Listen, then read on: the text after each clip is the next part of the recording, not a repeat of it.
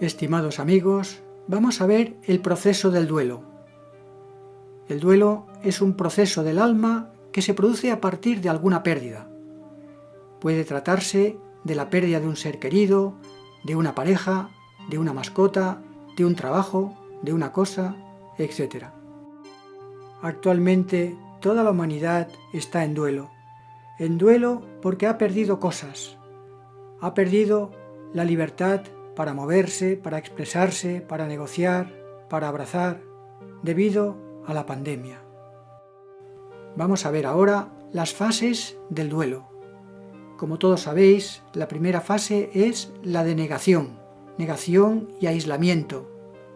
Cuando se produce una pérdida, lo primero que hacemos es negarla. Eso sucede porque se trata de un mecanismo de defensa. Después de la fase de negación viene la fase de ira, de rabia, porque no podemos aceptar que hayamos perdido esa cosa, que hayamos perdido a un ser querido, que hayamos perdido a nuestra pareja, que hayamos perdido a nuestra mascota, que hayamos perdido el trabajo, que hayamos perdido algo de mucho valor. No podemos aceptarlo, y como no podemos aceptarlo, entonces reaccionamos con rabia. Algunas personas creyentes le echarán la culpa a Dios y dirán: ¿por qué has hecho esto? En esta fase de rabia, de ira, la persona que pasa por el duelo se queja de todo. Durante esta fase, algunas personas no paran de llorar, sienten culpa, vergüenza. La familia, los amigos, no deben tomarse esa ira, esa rabia, como algo personal. Tienen que entender que está pasando por la fase de la rabia. Después de la fase de la ira o rabia, viene una fase de pacto o negociación y después de depresión. Es decir, al principio hay una negación. Esto no puede haber pasado, esto no ha pasado. Lo que hacemos es negar. Después, a continuación, hay rabia, hay ira, porque no aceptamos que eso haya pasado. Nos podemos derrumbar, podemos caer en una depresión.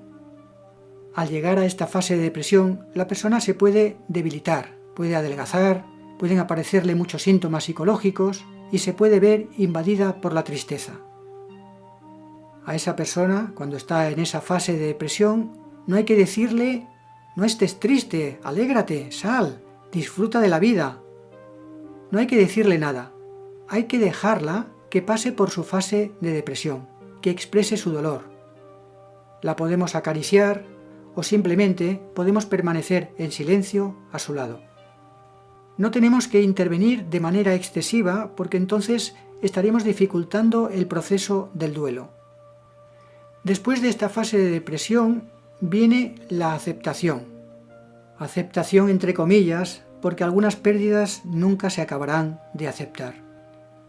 La aceptación, no penséis que es una etapa feliz, ya que en realidad está desprovista de sentimientos. Es una etapa en la que se acepta lo que ha pasado, pero lo que hay es un vacío emocional. Se empieza a sentir una cierta paz, no hay esa rabia. Después de la aceptación, con el tiempo, llegará la esperanza. Debéis tener en cuenta que no todos los duelos son iguales. Hay unos duelos que les llaman desautorizados. Un duelo desautorizado es aquel que se experimenta cuando lo que se ha perdido no es reconocido. Por ejemplo, si salías con una pareja que ya estaba casada y esa pareja era tu amante y has roto con ella, entonces, como eso no se lo puedes decir a casi nadie porque es una relación no reconocida, pasas por un duelo desautorizado. También cuando se produce un aborto, se pasa por un duelo desautorizado. Recuerdo el caso de una alumna que abortó y solo se lo dijo a su mejor amiga y a mí. Yo era su tutor. La chica, como había abortado y se encontraba mal física, psicológica y emocionalmente, no asistía a clase. En las reuniones todos los profesores la atacaban, pero yo no les podía explicar la verdadera causa de su falta. Esa chica pasó por un duelo desautorizado, porque ni siquiera sus padres sabían que había abortado. También, en los casos de suicidio, los parientes y amigos pasan por un duelo desautorizado, porque el quitarse la vida es una muerte censurada. Recuerdo el caso del hermano de un amigo que se tiró por un puente. Al caer abajo, al lado del río, se desplomó a tierra y al instante se levantó. Delante de él había un pastor, pero al cabo de unos segundos volvió a caer y quedó sin vida. Luego mi amigo habló con todos los amigos de su hermano, habló con videntes, porque estaba buscando cuál era la causa que llevó a su hermano a quitarse la vida. Esa fue una muerte censurada. También están los duelos anticipados. Si sabemos que un ser querido tiene una enfermedad terminal y que acabará yéndose de este mundo, cuando sucede eso, los seres queridos de esa persona sufren mucho y pasan por un duelo anticipado. Luego está el duelo crónico, un duelo que no es temporal, sino que dura toda la vida. El duelo crónico se da sobre todo cuando muere un hijo o una hija. A un primo mío se le murió su hija de 22 años.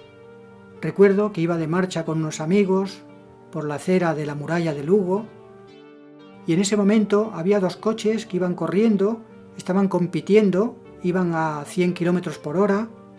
Uno de esos coches chocó contra mi prima y la arrastró muchos metros.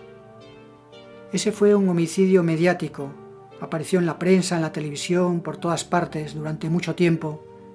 Mucha gente iba a la muralla de Lugo y dejaba flores allí en el lugar exacto donde hubo ese incidente.